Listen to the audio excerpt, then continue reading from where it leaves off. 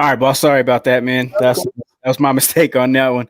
But yeah, as we were talking about before, like I said, a lot of that's got to change, man. I definitely feel that needs to kind of start from the inside out. A lot of Right. people that it needs to start from the president on down and the type of government. But I differ in that feeling. I feel it needs to start from our law enforcement. I feel we need to do a lot more research on the guys that we actually put, out on the streets. We need to not Right. leave them out on the streets for so long. I would say like a 1-2 years on, and then 1-2 years, in the office on the desk. Just a lot of different things that I feel we need to do to change that. But it's going to be a long time before that happens. Oh yeah, yeah. Gotta start somewhere. We gotta start somewhere though. Well, let's go ahead and switch into you. You got a fight schedule. Right. Yes. Are you excited to be back? And are you Um, excited to see what it's like to fight with no fans? I'm definitely excited to be back. I'm definitely excited to be back because, like I said, boxing. That's for fighters. That's our lifestyle for the most for the starters. That's our lifestyle. That's how that's how we make our income and take care of our families. But I don't think I'm not so much like excited to see how it is. I think I'm more curious to see how it runs though. But at the end of the day, and I'm pretty sure you can agree because, like I said, you've been there as well. To me, I just look at it as like maybe like when we're in our own personal gyms and there's like no crowds where we're sparring and things like that, and we just at the while you just tune everything out anyway, and just focus on what's in front of you. So that's how my mindset's going into it. Not as much as like it is sparring, but that whole like just that closed circuit where you're just in your own environment anyway without a crowd and you're just working. So I'm just more curious, but like I said, for the most part, I get to see like my bro, Shakur Stevenson. He comes in June 9th. So I get to at least sit back and watch and see how it looks. So I have a better idea of how to approach it when it's my time to come, and Yeah. in July, of course. But like I said, for the most part, people are just happy just to see boxing back in action. Now on the flip side, though, as you know, we're still not getting the big fights that we want because for the most part, these promoters they want these big crowds. So that's the flip side of things. But like for the most part, man, we gotta start from somewhere. Even not even just in boxing, but just in sports in general. Yeah, and kudos to the UFC for actually Right. going out and starting. That they've held quite a few events. I believe it's been about 4 or 5 now since. Yeah, Dana White's been on. He's been on a roll.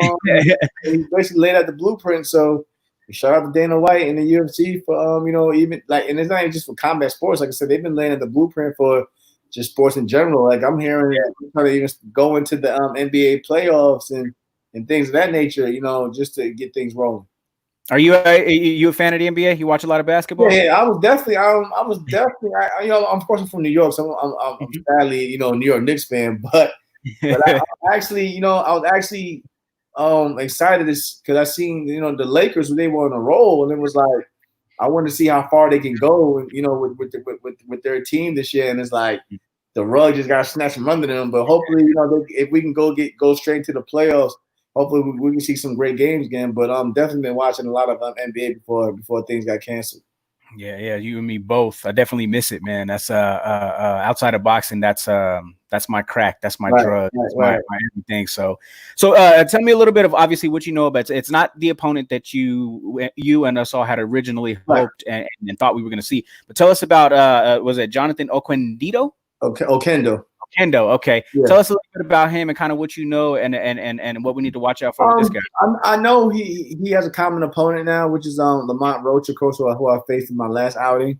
That was actually a good scrap between those two. I know after that fight he came back and he won the WBO Latino title. He's Mhm. basically put him in the rankings to fight for the WBO title, but we like the top rank and my team went with him because like it gives us that look of what to prepare for the Carl Frampton, because they're around the same height and stature at least. So that's the reason why we pretty much won with that fight. And plus, any fight, pretty much the big fights, like I pointed out earlier, that like Yeah. they're not going for it right now until they can get that live gate and audience back in those venues for those big fights. Like we don't expect to see a Fury Wilder 3 or anything in that nature anytime soon. Now, on the flip side, I am hearing though that they're trying to bring crowds back in September, which isn't that far away from from the summer anyway. So Yeah. hopefully we can get that rolling. But that right now, like I said, we're going for Jonathan Okendo, and if we get through that fight unscathed, I'm hoping to come back in December with maybe a Carl Frampton or even a Abner Maris, who had mentioned me. So, like I said, but for the most part, I'm just happy just to get in there, shake the rust off, and continue doing what I do. So knowing that you obviously weren't able to get that fight, like, are you going to be able to still focus in a little more, knowing that it's Frampton? You got to, man, because this sport, man, we've seen it all. We've seen too many, like 2019 alone, we've just seen too many surprises. And I guess, and I'm assuming that's from guys, not doing what they were supposed to be doing in the gym. So I'm never taking it as, okay, he's not the guy that I want, or he's not, the high class caliber opponent. But you got to look at it like this. He's still fighting. He's on the flip side. He's fighting for a world title. So you never know. When you put that on the table, you may just get the best version of that opponent. So I have to take that into consideration. But of course, we all wanted the Frampton fight. Of course, we wanted to fight in front of the thousands of fans and things, and then that atmosphere. But right now, I'm just grateful just to even be back in the gym for starters. Because like I said, a lot of gyms across America, as you know, they're still closed down. People can't even get to a basic gym to even work in their craft. So I'm just grateful to even have a gym, let alone being able to get back in the ring and do what I do for a living. Next question I would have for you is, how did you make your way over to Bomac and Bud and everybody after being in was it Ohio with Broner and his camp for the longest time? Hey, like I said, bro, you know me for years, and it was actually going back and forth to Colorado and Colorado Springs and in Denver and in that environment. So as you and people don't know, and I know you've seen it grow over the past few years now. That's basically becoming like the new Big Bear, and say as I like the guys like Shane Mosley and De La Hoya back in their day. When those guys are going to Big Bear for the altitude, a lot of guys now coming to either Denver or Colorado Springs. So I got the call from my my PR rep Julie Goldsticker one day to when Bud had needed sparring for the Indongo fight and he needed a southpaw. And I went out there and we worked really well, and the chemistry with Bomac and the guys out there, it was just cool. So at that, suffered that loss with Miller. I just knew I needed a change, and there was nothing against Mike Stafford. I just felt that at the time that Mike had more focus with Adrian at the time. So if I wanted to to get to the next level, I needed that attention, and I gave Bomac and him a call, and we went from there, and the rest is history. And people don't know though, I was actually going to people think when I went to Bomac, they basically stole me from the PBC, and I went to the top rank.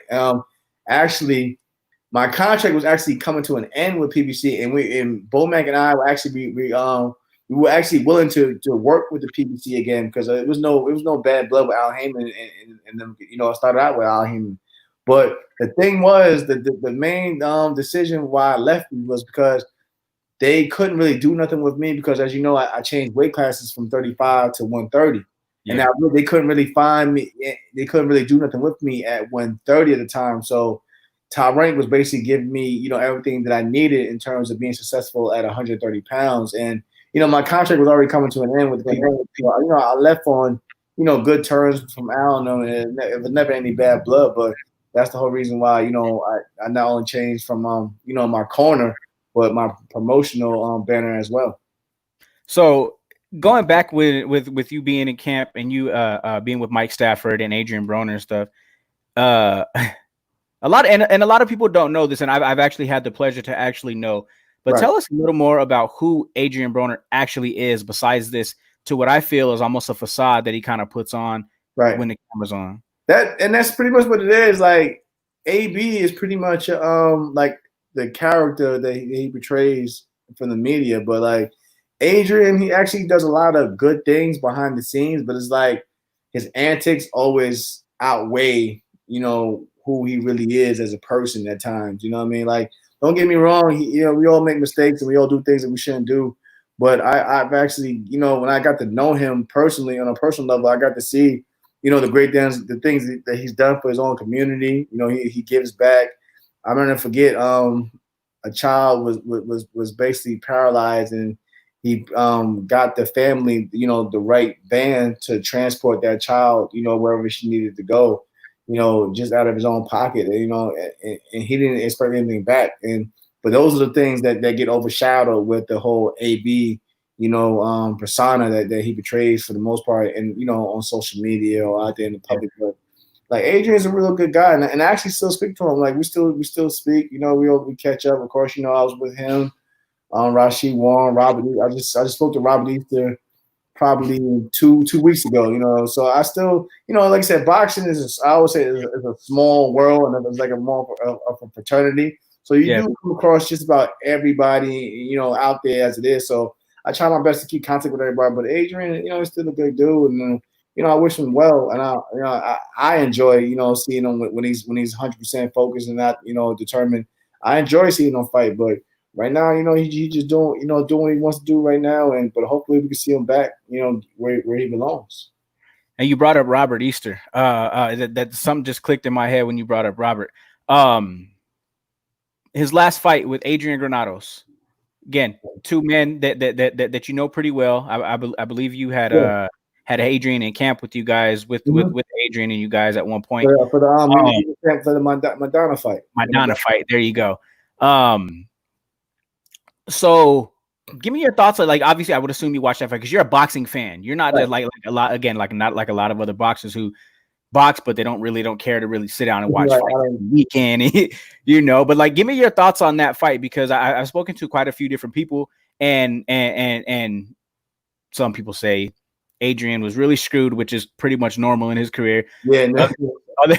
Other people say, Robert did his thing and he did enough to get the victory. So, what were your thoughts on that fight? And I want to know what you thought. I thought that Robert pretty much swept those early rounds because Adrian can be a slow starter, but I believe Adrian did make it entertaining from the mid rounds on. But we all know in boxing, like especially with boxing, man, like once you basically give up that first half of that fight, it's hard to play, how to play catch up. And I give Adrian credit because he's always out there willing to fight everyone out there. Danny Garcia. He fought Adrian Braun. He's fought everybody. So, it's crazy when, like I said, for the most part for me, when I get to see like my friends, because I'm cool with just about everyone out there. But I just feel like Adrian Granados has he's basically like that one fighter, like that Rocky Balboa fighter that never had the easy, upbringing or rise to the occasion in his career. Because like I said, well, boxing is nothing totally different from UFC. UFC, you could have 4 or 5 losses, but still have a great fan base just basically off your performances and how and what you do inside that cage. And I respect that. Boxing, you take about 2, 3, 4 losses and they want to label you as a stepping stone or a cab driver or or just simply just an opponent. So I feel like Adrian. He gets placed in that field, but the guy can fight. He's not the type of we all know in boxing there's a guy who just take fights just for the paycheck. No, Adrian actually wants to be a champion. I wouldn't say that he cares much for being a star, but he really wants to be a champion, and he really trains his ass off. So it's crazy, but I thought it was like I said, an entertaining fight. Like I said, I gave it to Bunny. But I thought it was a good fight, from the middle rounds on. So just knowing that Adrian's more than likely going to end up seeing this, in your opinion, just kind of off kilt, what's it going to take for him to potentially fulfill his dream or destiny? Like obviously, as you said, taking these losses and stuff like that, but he doesn't take dumb fights. Right. He goes for the top guy. So what's it going to take for that to potentially happen? If at all? Sad man. But that's going to happen. It's going to actually take for the sport as a whole to start, changing and how they view fighters and stop, just viewing fighters as just, a name or or a opponent you put off my else's resume. Like I said, like Adrian, like I thought, for instance, I thought he was actually on his way of doing something real great when he fought Fortuna, and it was just sad how that fight ended, abruptly. I thought he He was definitely the aggressor, and if I'm being honest, I thought he was so much of the aggressor that Fortuna was looking for a way out when that whole thing came to an end, falling out the ring and whatever, man. But I thought that'd have been a great win on his resume, and it would have catapulted him to, potentially maybe a title shot, because all it takes is great sometimes one good performance and you can get, put in on a title scene. So it's just sad that I feel like he was robbed of that victory. But I think with him, he's going to have to continue just to, from the sport that we live in now, he's going to have to continue to take those big names, and potentially he's going to have to upset somebody, of course, to even to get to, another Danny Garcia or somebody like that. So, but I believe he has the potential to do it. He just has to keep the heart and the mentality, keep his mentality strong. Because with boxing, bro, we seen it. Sometimes you just want to give it up, and being screwed over so many times. It's hard for you to keep that hunger. But as long as he keeps that hunger and wants to do it, I believe Adrian can, get that shine that he wants. Speaking of that shine and that feeling, man, what was it like when they announced your name when you won that world title? I actually watched that fight back a couple times, and when they announced you, just watching you drop to your knees in tears. Yeah, tell me what that felt like. You've seen it. Like, I've been through it all, man. I've been through the ups and downs. I've been through the and there's no disrespect to the AB, but I've been in the camps where I'm not the not the star that's being looked upon. You know what I mean? Like I said, I was in camps where it was me, Rashid Warren, and Robert Easter Jr., Adrian Broner, and if you look at it, I was basically pretty much at the bottom of that barrel. Like, we all had talent, but I wasn't getting that exposure in the way we was talking about me. Even going into the Ito fight, I was coming as the underdog, but I knew I had same thing you're saying with Adrian Granados. Like, I knew I had what it takes. I just needed the right opportunity. And I remember just training hard for that fight. I mean, even when they was doing the whole thing, the odds and things like that, and I was had Ito way up there. I didn't, I didn't care for that, like I said, because if it was one thing I tell fighters, man, you can't really go off of what people say, man, because they don't know you like you know yourself. So you got to basically go off what you believe in. But that was probably the greatest feeling in the world, because again, it was on my daughter's birthday. We all know she passed from SIDS. She passed away at 2 months old from SIDS. It would have been her 10th birthday. It was Memorial Day weekend, so you have to honor the vets that are fallen, serving that country. So it was just a lot, going through me at that moment. But I never let it, even once I grabbed the title, by Sunday, Monday morning, I was back to being me, and I was just I looked at it as, okay, now I got to I have to definitely take it to a next level, because now they want to see if you're a true champion by defending the title. So I just, I kept a straight head on at the end of the day, and I just never forgot where I came from. Best training camp story. And the reason I ask this is because, again, you post everything about camp pretty much on a daily basis, and you guys are crazy. Y'all are wild. Y'all, I've never seen a team as together and it work as hard as you especially, and then the rest of the unit. But you guys also know how to have fun, and I think a lot of people and a lot of fighters and camps miss that. Give me one of the best stories that you could think of. I'm gonna give a good story just from Colorado Springs when I first sparred with Manny. I'll never forget. This is during the AB camps. So that was that old school gym, correct? Yeah, old school. Yes, I was there. I never forget, right? Man, Manny's another one, man. Manny's another guy that I always said to myself, man, just from that sparring session, I was like, yo, this dude is tough, man. And I was, I've been rooting for him since then. But I never forget, one of the coaches, they was there, and they was giving the instructions to me, and it was like, come on, it's easy work. I never forget, Manny stopped in the middle of the session. I was like, ain't nothing easy over here. Ain't nothing easy over here, champ. And I was like, and then I was like, fuck, because him saying that, it lit a spark under Manny, and he just turned it up and was like, yo, this dude is fucking tough, man. And it's just that little ring. We're in high altitude. I'm like, yo, so ever since then I was like, I always kept telling people, even when he fought on the Top Rank card back in what not the last in December of what 2018. Are you referring to the Corpus Christi one? Yeah, the Yeah, Corpus Christi card. Arnold Barbosa. Yeah. I was even telling them the guy on the Top Rank, like, yo, this dude is tough, and like we like me and I'll never forget me and Bud. We were actually ringside rooting for Manny, even though, like I said, we know the boxing game. We know he was coming in. They wanted to bring him in as the opponent, but like I actually know, and I don't tell a lot of people. Like, I actually brought that fight up to Brad, and then when you and I spoke, but I was like, "Hey, Brad, give this guy a shot, man. Like, he's always working, and I'm glad he gave him the shot." But me and Bud, but because we know Manny, we were rooting hard for him, man. We wanted him to win. I'm gonna chime in on that one too, because I had actually talked to Bomac about that specific one right there, right? Because I recall you guys were sitting right behind us, right?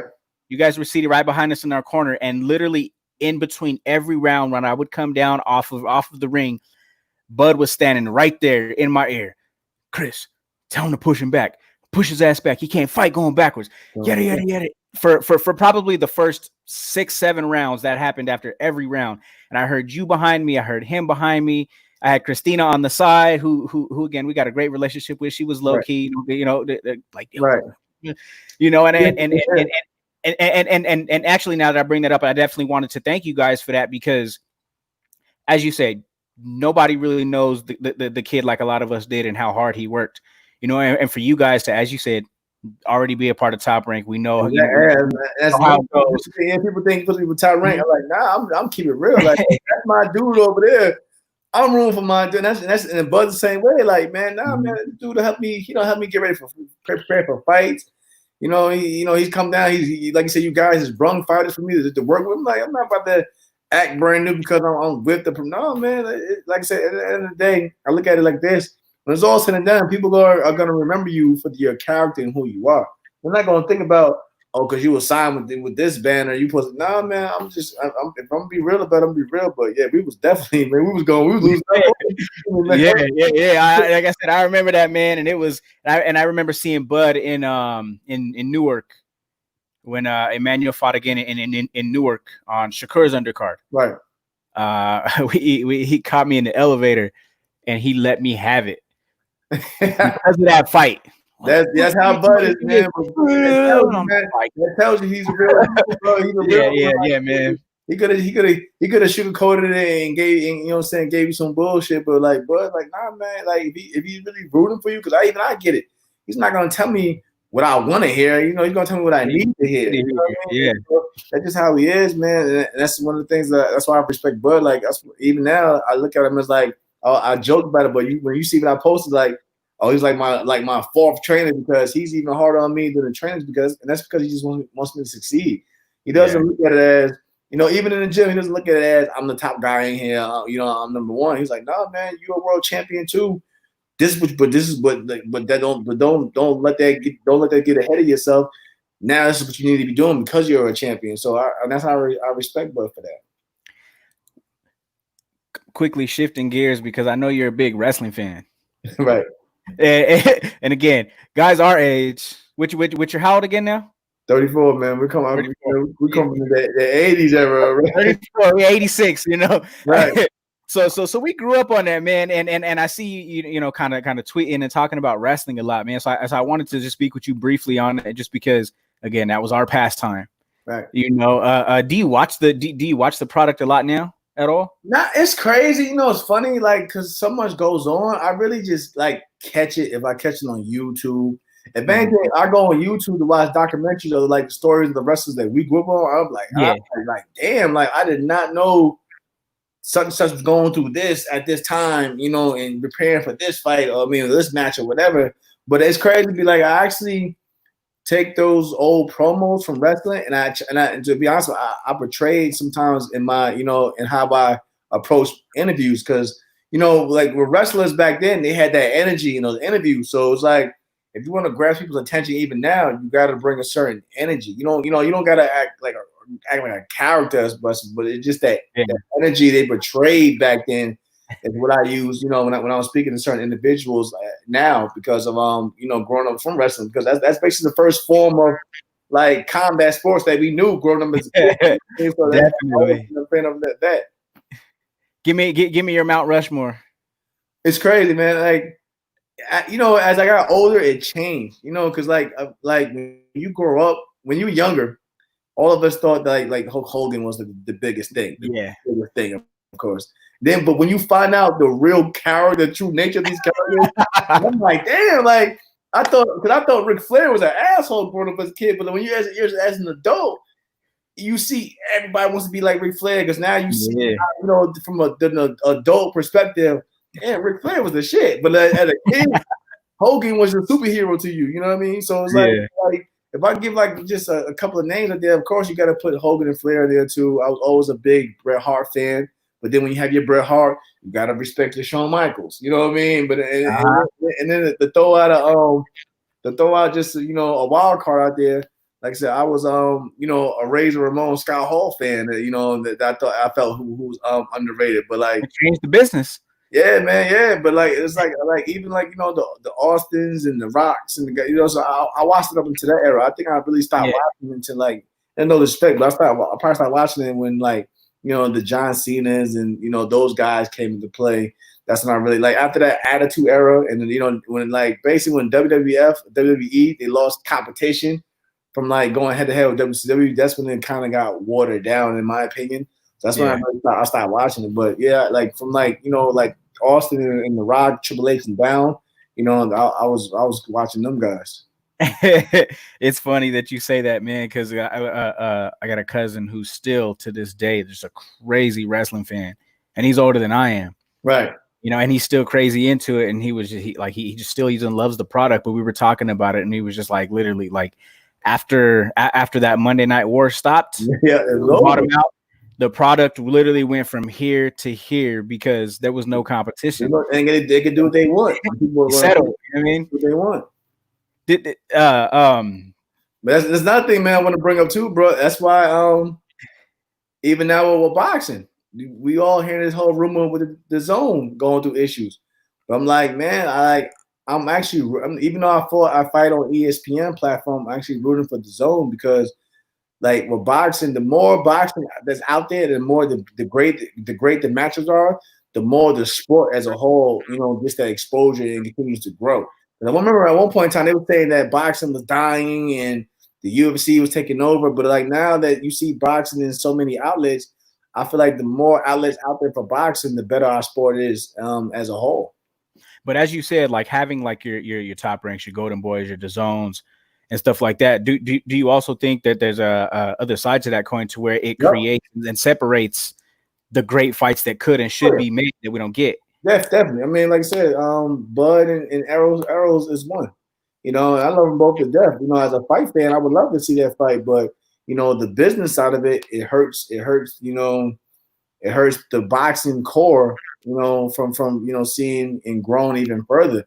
Like I said, I respect like guys like Dana White and the UFC. Even though people, it's so crazy when people used to think MMA, they just automatically think UFC. Like no, UFC is a banner that does MMA, but they have they have all the top names in there and the top guys who are actually fighting each other. That when people think MMA, the only man think UFC.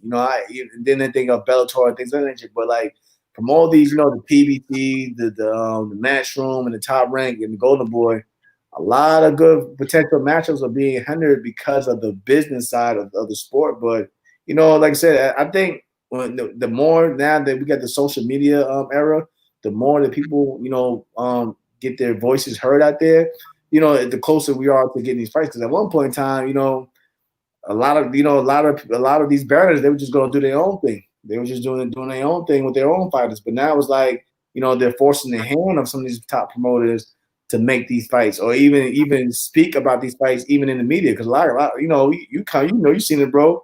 A lot of these people, promoters, they used to actually ignore certain names of certain fighters under certain banners. But now it's like, it's out there in your face now. They have to at least mention them, even if it was like for a few seconds, they have to at least throw that name out there, to let people know that okay, we do acknowledge this fight, we do acknowledge this fighter, we want to make this fight. So give me your dream matchup right now. If you could have one fight before your career is over, potentially even either defend your title, because I know you want to unify. Right. I definitely know you want to unify, but give me that one fight, regardless of weight divisions, who it is that you would love to have before you call it a career. Oh, that's a tough one, man. That's crazy. Because it's crazy. Like, I look at it as like I always take it one day at a time. But like, of course, for me, I actually want to, my dream is that if I can't unify at 130, I want to be a 2 divisional champion. So I do want to move back up, and finish where I started at 135 pounds. So of course, and of course, and it's no secret. People because people bring it up now. When we got guys like the Lomachenkos and those guys are around and holding on the belts. You have to, if you want to do something great or be known for something great in your career, you gotta take chances. Of course, I respect Lomachenko. He's one of the best pound fighters out there. But just to say that you can share the ring with guys like that'd be an honor. But one of the dream matchups that I want to see today, because we all know the heavyweight division has always been the glory division of boxing. Yeah, I wouldn't mind seeing the Joshua Fury fight, for all the belts. Right? When was the last time we actually seen the undisputed heavyweight champion? Man, it's been over some decades, and an exciting one at that. Because I mean, who were just. I think the last one I could think of that, like I said, exciting was Holyfield Lewis. How long ago was that? Man, we were still wet behind the ears when that was going on. Like people like it. That's nothing. Like I'm never biased. Not biased. Of course, I actually thought Wilder was gonna win the rematch because just Wilder's record in rematches, it seemed like he brutally knocked out his opponents in those rematches. But like I said, when he didn't win, I gave all credit to Fury, and to me, he's number one. He's the number one champion in the division.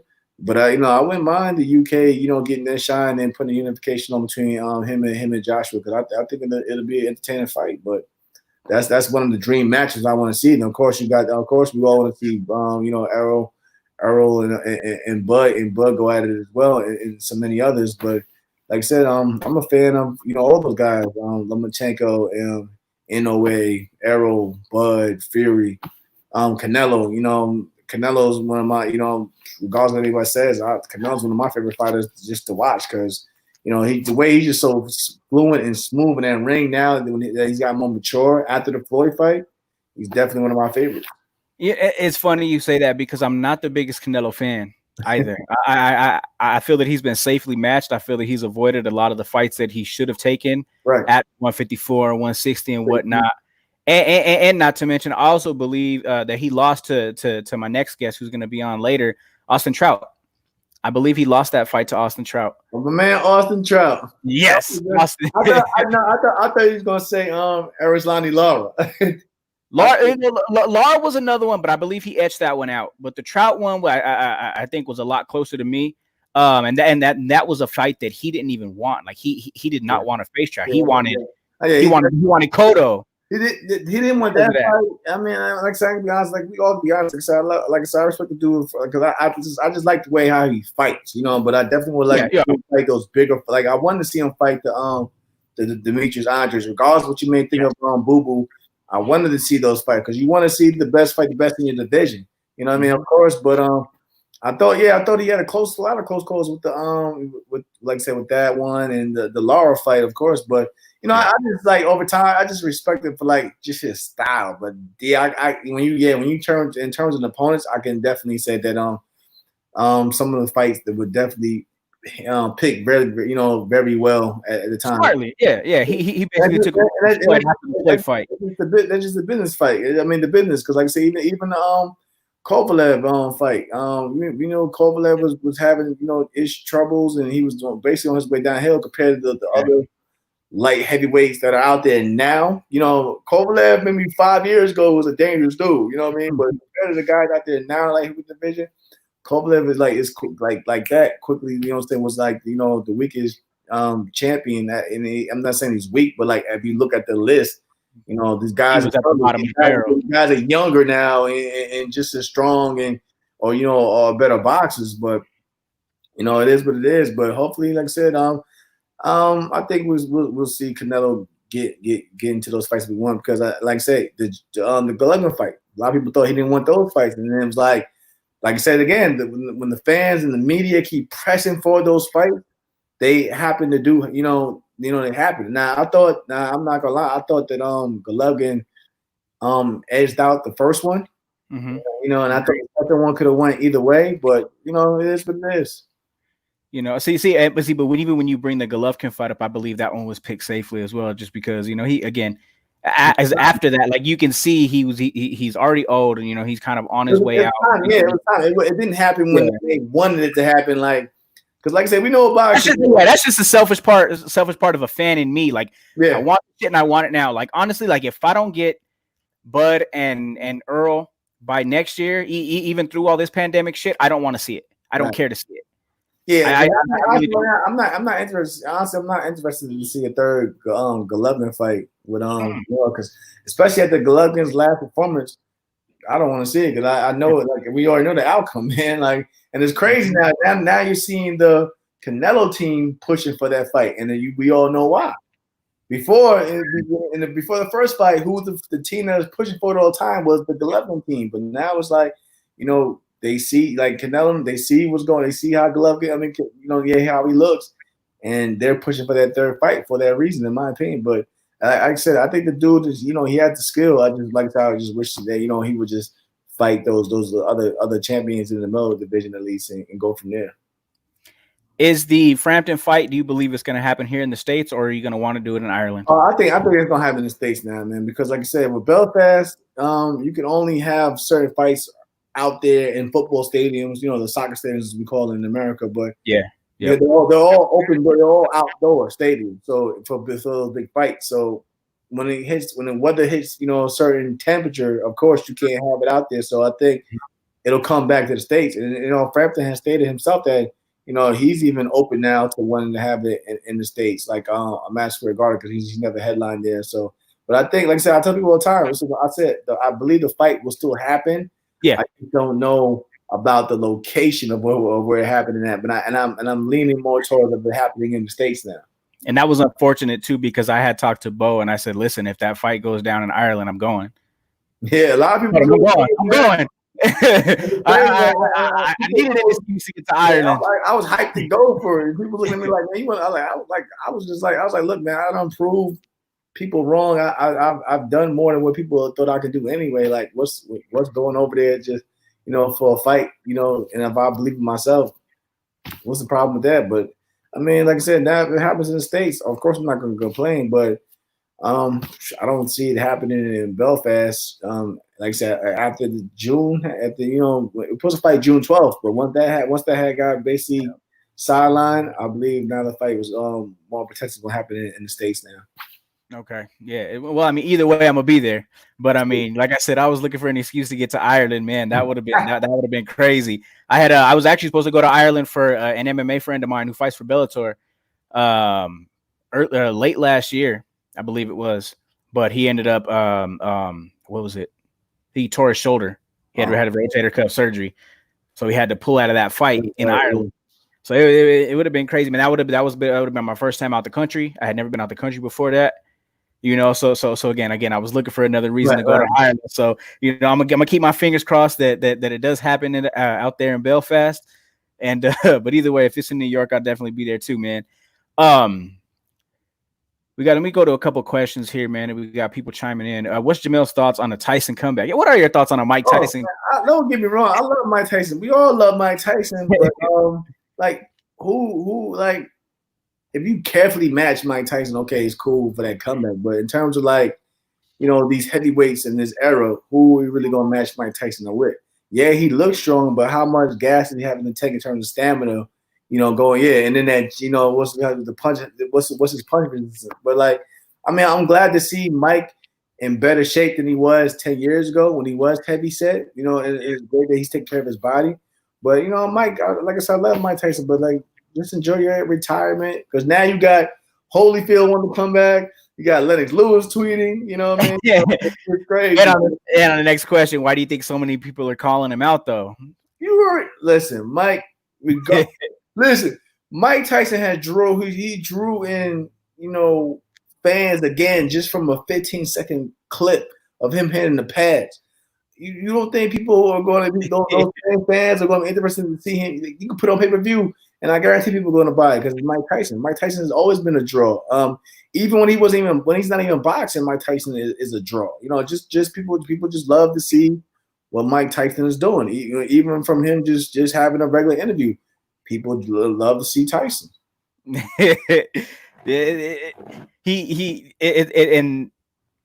where was it at Vegas?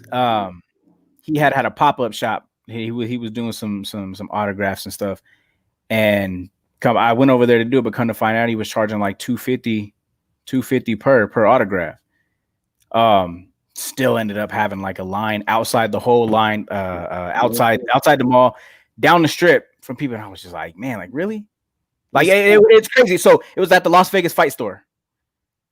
Inside that mall, I forget which one it was, but the line was literally out the fucking mall, going onto the strip just to get in there. And I was just like, man, it ain't worth no $200. True story. Another Vegas story of Mike Tyson. 2012. It was at the Pacquiao Bradley first fight in April, down 2012. Mm-hmm.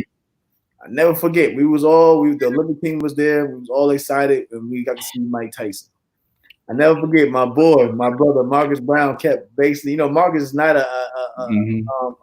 a soft dude. Like he got heavy hands, so he kept tapping Mike Tyson in the chest, trying to get Tyson's attention. And Mike was like, I never forget. He's like, "Hey man, hey, I may be common these days, but I'm still an animal." We're like, "Hold up, man!" Like, oh. And then this is a true story. Earl Spence, he comes over. He was like, "Hey man, don't worry, man. If Tyson starts something, man, let's jump him. Let's jump him. This is still Mike Tyson, bro. I don't care how old Mike Tyson is. Mike Tyson still, like I said, boxers always say that power always goes last. I'm like, man, I'm not going to take any chances of dealing with Mike, especially if he's saying that he's still an animal.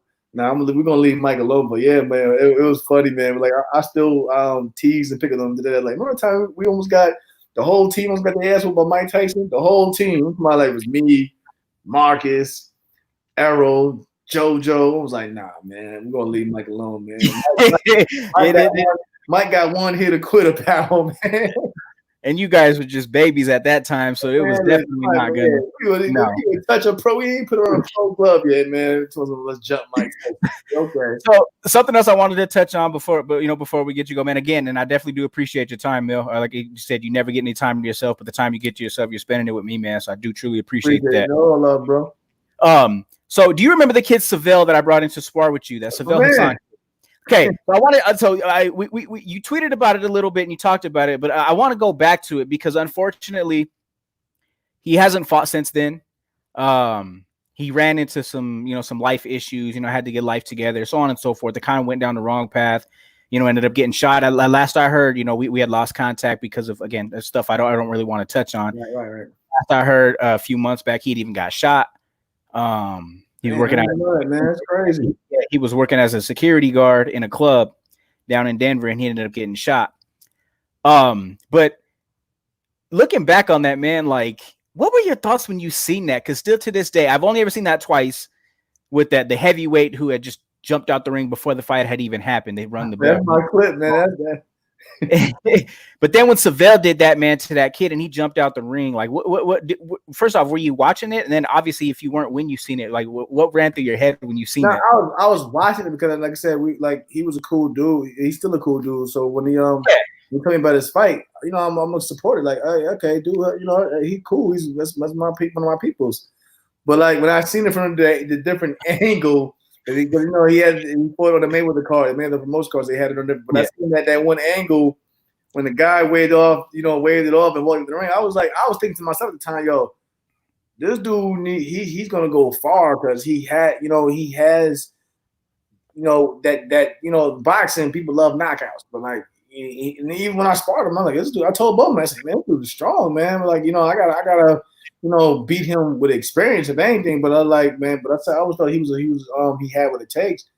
So, but I thought, even after seeing that clip, that's why I actually kept pushing it and tagging him because I actually wanted people to actually, pin, like, check this. You gotta check this dude out. Check this dude out. Yo, watch this Yeah. kid. Despite how funny the damn clip was with the guy saying, fuck this, I'm out. I'm about to go get a day job. I was still saying like, look, if this guy can make a motherfucker quit, boxing in the middle of a match, y'all need to watch this kid, man. So that's why I was all like, yeah, man. It just like I said, when you told me, man, it just actually just hurt me. I was like, man, I thought he was gonna go play, but like I said, as you know, also because like I said, I tweet a lot, and I'm working with a management company with my boy from LA, Jerry, aka JC. You can hit him up at Wildcard King, but like I would definitely love to help him out, and if he, whenever he wants to get back into it, if he can. Yeah, man, that would be great, man. Because and the reason that I asked you about that clip and what you thought about it, too, because like when I had Seville, like Seville was, I believe he was just 1-1 when I had found him, and I hit him up one time because I needed some sparring for Manny, right? And I was just like, hey, man, like come down, where you've been training at, whatever. So he came down, gave Manny some sparring. We talked the day after that, and he was just like, man, like I'm not getting any attention at my gym. He's like, ever seen the last fight when the fight was prematurely stopped or whatever, he said everybody just kind of shunned him off at that point. Right. So I was just like, man, well, are you represented by anybody, yada, yada, yada. And no. I was like, well, listen, if your coach ain't giving you no attention and it's cool with him, if you want to talk to him, like I'd be more than happy to have you down at our gym. You know what I'm saying? Like, like I manage Manny and a couple other guys now. I'd be more than happy to take you under as well. Let's bring you over. Let's see if it works out. So I ended up bringing the kid over, man, and he ended up having a couple fights, and again, that spectacular knockout, another decision win, and knockout. But I think that clip ended up hurting him more than helping him because we could not get him a fight at all. That's not getting him a fight. That's the flip side of things. See, I'm glad you educated people now on that, because this is a real topic, y'all. If you don't already have that big promoter behind you, you know what I mean? That big promoter is not going to put you up in there against one of their guys they're trying to build up to. They're trying to build up. And I can see what you're coming from, because I was like, hey, I'm like, in my head, my mind, I'm thinking after that knockout, I'm like, yo, he's going to get more calls. You know what I mean? But now when you say that, I can understand it. I can understand why, because like I said, man, if you don't have that, it's just, that's what I mean about the business. Like when people say professional boxing is a business first, what you just said, bro, that's a true statement, because if you don't have that backing behind you, listen, then it's gonna be hard for you to even get a chance to to get in there with somebody else. And from when from my manager and my trainer Bomac, when he told me, he said, man, the way that they look at professional boxing, it is two things: can you sell tickets or can you fight? I mean, if you can fight but you can't sell tickets, okay, they'll still work with you. If you can't fight but you can sell tickets, you know what I'm saying, they'll form a path where they can get, they can make that record look real shiny and clean, to where, because you're bringing in the crowd, yep. You're drawing that attention. And that's how I look at it, man. Like, either you can fight or sell tickets. If you can't do either of the two, you have no shot, man. That's how I look at it. That was the problem as far as locally was concerned, is the kid couldn't sell no tickets for nothing, Yeah. But again, so once we got behind him, I'm like, listen, man, like the tickets is not a problem. Like we can get those taken care of for you. We'll make sure we got money in your pocket. You know what I'm saying? Whatever. Like you need a place to stay. Like that's not a problem. But again, that started happening, and then people seen he could actually fight, and then it was just literally like the phone stopped ringing. Listen, like I'm offering, like, listen. I even talked to Brad. I think this is when Brad got pissed off at me, and I think he deleted me off of social media for a little while. I was blowing Brad up like crazy over Manny and over Seville. Right. I'm like, listen, look at this clip. Let me know what you think. Give me anybody. I said this kid will take anybody you have, any of your up and coming 140 pounders. Give them to me. Let this kid have an opportunity. Again, seeing the clip, and he's like, no, I'm not putting him in there with none of these up and coming guys that I have. It's not happening. Man, let them go give him a contract and he becomes one of their guys. That's just how it is, man. Yeah, man. I love Brad and Bruce and and the guys at Top Rank, but like I said, me and JC, we had to accept the business for what it is. Also, like just because you're with Top Rank doesn't mean Top Rank's gonna do you all these favors. So I had to form relationships again with guys like Robert Diaz, Eric Gomez at Golden Boy, and I've had some conversations with guys like Eddie Hearn, up to Eddie Hearn, because I'm learning. I'm learning from myself. Like you gotta build bridges, and you gotta sometimes you have to place fighters in certain different avenues, because this they may not be too welcomed over here, but this promoter might have a different vision for that type of fighter, and that's why I started started learning just this past year or so. But yeah, man, it's crazy, man. You got any fighters under your stable now? Oh yeah. Right now, it's crazy. I got a fight. I got a fight coming up June 6th next weekend. Desmond Jarman, as you know, he's work under Adrian Broner. And same issue. He wasn't getting the fights that he needed, and he's a young prospect, so he can't fight on an AB schedule. AB can fight twice or once a year and make up to $2 million. You can't do that with a prospect at times. So those are the only times he's fighting. Exactly. You can't expect him to fight for a couple, if lucky, a couple of grand for a fight, but 2 times a year, that's nothing. So he came to me and was like, look, man, I need help. I talked to Bomac, of course. Bomac, brought him out here to Omaha. They love him to death. They like what they see. We set a plan. We work together, and he's gonna fight out. He's gonna fight next weekend along with my boy Sean Simpson from Chicago. He's fighting on the same card as well. So that like my vision has never been about just saying, putting on the manager hat or just saying, oh, that's my fighter. No, I look at it as, I know where I came from.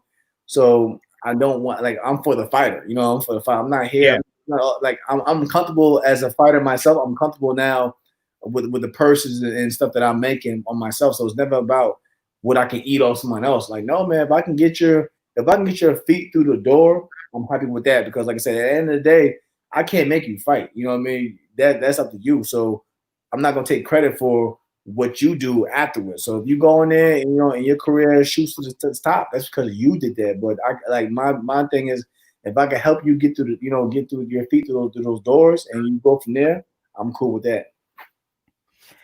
You and I definitely gonna have to have a talk on the outside of this, with that whole situation, because again, like I said, I started managing guys for quite a while.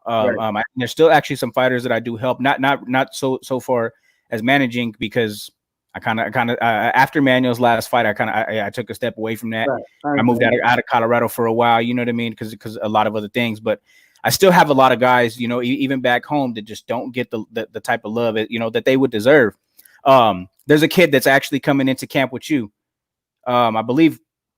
But should be out there tomorrow or early this week. I mean, someday. But yeah, Bomac is on time schedule. Man, listen. So he was like 2 weeks ago. He was like, "Yo, I'm gonna get this kid. Oh, you got the kid? Send me some stuff, whatever." And I'm like, Saul knows him. Like, to talk to him, just make sure. Yeah. So I'm like, Mr. Lopez.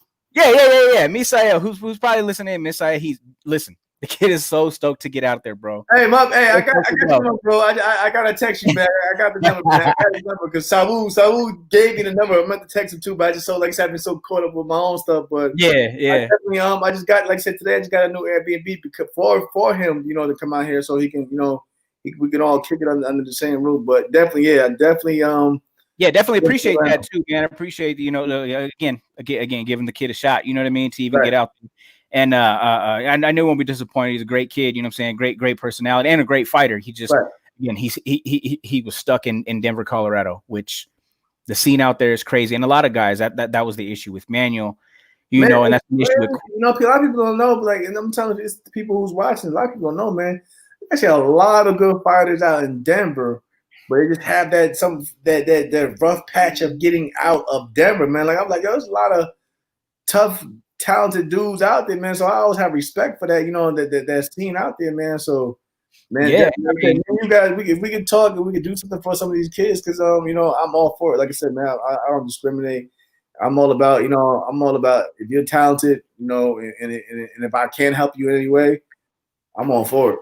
Yeah, let's definitely do that, man. We'll let you get through your fight and stuff first. Definitely that's your focus. You know what I'm saying? But we'll definitely link up for sure. What do you think of MMA fighters calling out boxers? Would you take would you take one of them guys if they wanted to come over and get in the ring with you? Yeah, because you know why? Because it's gonna pay. Like, hey, I'm not mad. I'm not mad at guys like Conor. Conor, you know what I'm saying? If they say he didn't look like the best boxer, out there, of course, against one of the best in our generation, but he went home with the bet. He went home with so much money. He sat out his own perspective for a while. You know what I mean? So I'm not mad. I'm not mad at these guys. Now I will say this though. I advise these boxers to stay the hell away from these cages though, because it might be look the same way how they in reverse how Floyd and Conor look, but I'm not mad at like I said, it's a business, and a lot of these guys, they got to take care of and support their family, so I'm not mad at it. So what were your thoughts when you heard about the conversation that I believe it was Bob started to have about Terrence and Conor? Man, Bob crazy, man, bro. Bob wanted that's what he wanted. The crazy part is Bud was actually for it. I'm talking about like getting in, like not boxing kind of. Bud was for getting in the cage. With kind of like that. That was actually a serious topic, man. Like it wasn't just Bob just talking. Like, no, man, that's actually a serious conversation. I'm like, and Bud was all for it. But like, like I said, maybe we will get that crossover where the boxer goes into the cage. But like I said, man, it's crazy. It's a crazy world. Yeah, but Bud can be called out for anything competitive, and he'll be all for it. Exactly. Me and that man still got a date on the basketball court. As soon as he decides he wants to do it. For probably the past year and a half, it's every time we see each other, it's the same old shit. Same conversation. I got my money. Let's go to the gym. We never end up at a gym. Oh, you guys are in the Springs. I'm gonna come down. You got 5. I'm gonna bring my 5. Nope. Okay. but the talk's there, man. That's definitely gonna happen. So when you see him put that bug in his ear, because I'm gonna continue to press that man until it happens. I will never let a fighter beat me on the basketball court. I promise you that. That'll never happen in my lifetime. Bro. Listen, man. So again, I don't want to keep you too much longer, man. And again, once again, I do appreciate the time that you spent with us here today. But just let people know where they can follow you on your social media and whatnot. And obviously let them know what you got coming up. Oh, like I said, you can follow me. I know you can follow me on Twitter at Instagram at Jamel Herring. I keep it real simple, none of those crazy wild ass names. Just one Jamel Herring all together. But like I said, tune in July 2nd, ESPN, Las Vegas, quarantine fights. The quarantine fight edition. That's what I'm gonna call it. But no, man, like I said, I'm just rooting for the sport. Hopefully, like I said, like I said, as you know, like I said, I got fighters now there. I have to look out for. So it's not just about me. I'm rooting for the sport so I can get these guys, these younger guys active again. But like anybody who has any questions about anything, of course, like I said, reach out to me. Bro, you're my witness. I talk to pretty much anybody. You come with respect, I give you the same love and respect as well. But just tune in July 2nd. Quick questions. I tell Bob to bring some fights to El Paso, Texas. He can make it happen. Like I said, he loves Texas. He loves them down. Like I said, we put a fight at Corpus Christi, so El Paso this shine too. Listen, man, it is. Have you been here to El Paso? That's where I moved from Denver. So that's where I moved down here for a little while. It is so dead out here, man. It is the most ridiculous thing I've ever done in my life. I can't do it. I can't do it. Like I even told Bomac, I said, listen, I said, what's your guys' schedule? What are you guys doing? I might fly out, just to go spend some time out there so I can get away from here. Of course, man. Of course. I gotta get out of here, man. It's crazy out here. Don't nothing happen out here but the university. Just UTEP. And with this pandemic, that done shut everything down. So yeah, if something ever was to be able to be brought back out here, hopefully it's after I'm gone. That'll give me a reason to come back. So yeah, definitely bring that up. Jamel Herring in El Paso, Texas. Hey, and actually, Austin Trout's not too far from here. He's right in Las Cruces, which is about 30 minute drive from here. So he's actually out here training. And let me ask you this before we get out of here. And looks, Isaiah messes. I appreciate that, Isaiah, bro. I see you, bro. Thank you. Yes, sir. Austin moving down to 147. This is definitely something I'm gonna talk to him about a little later. Best matchup for him, obviously, because nobody's lining up to fight Terrence. You know, he doesn't have a promotional contract with PBC or with Showtime or anything anymore. So what would you think about a potential fight between those two? Austin's a big guy. Austin was a big listen.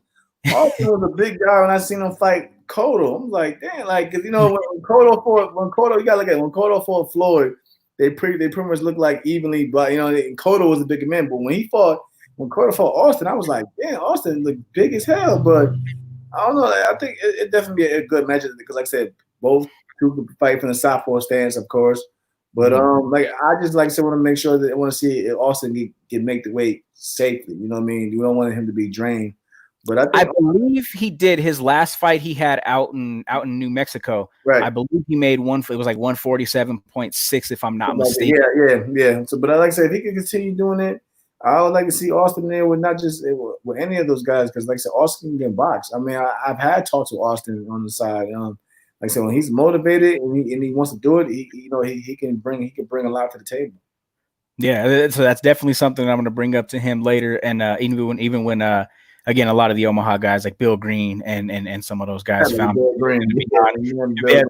Bill Green's a character, ain't he? Yeah, he is, man. Bill getting these fights done though, so I gotta give Bill some love. Yeah, most definitely, man. But he's a hustler in it. But that guy, man, me and him has had some of the wildest conversations and times, man, to where it's been literally like we about to just go head to head. But then it's like, oh man, sorry, man, I love you, man. Whatever, it's all good, yada yada yada. But yeah, Bill's a good dude, man. Everybody out there in Omaha is great, man. So be sure to tell everybody, you know, I said hello. And again, thank you for your time today, bro. I'm gonna let you get out, let you get some food in you, let you do the rest you got to do, man. But again, thanks for your time, brother. We'll definitely be tuning in July.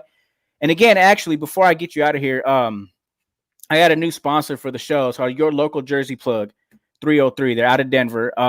So what we're going to be doing is we're going to be doing a raffle. So everybody that's commented on the video today, his name is going to be entered in the raffle that I'm going to be doing at the end of the next show.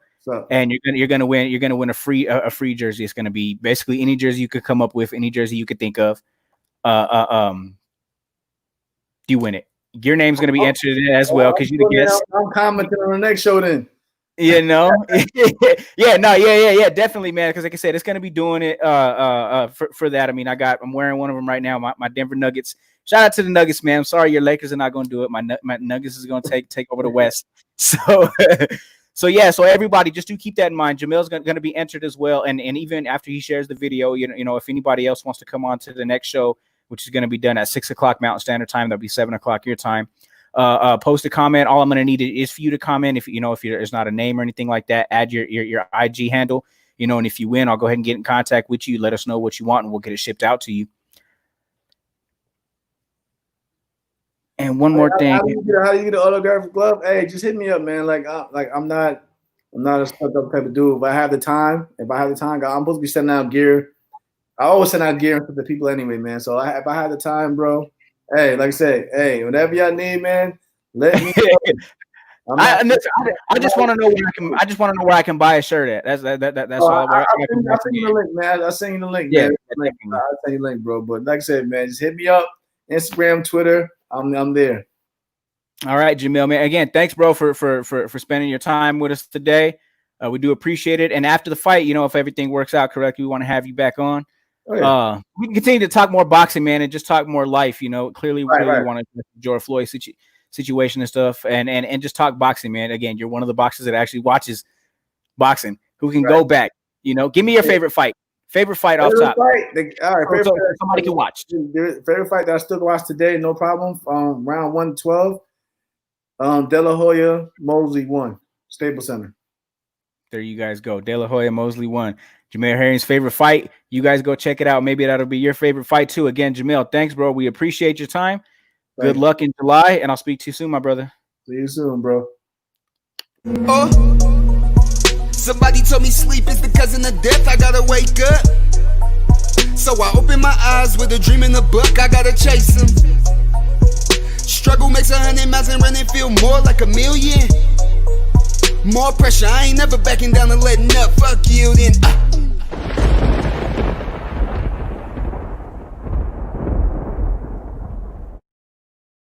All right, hey guys, don't forget, we'll be back at 6 o'clock Mountain Standard Time with former WBA world champion Austin Trout to talk about what he has going on, talk about the past, some fights that he had with Canelo Alvarez, Miguel Cotto, you know, the Charlo brothers, amongst other things, and what he has for the future. Could it be Terrence Crawford down at 147? Tune in at 6 o'clock. We'll find out. Thank you, guys. I'll see you guys soon.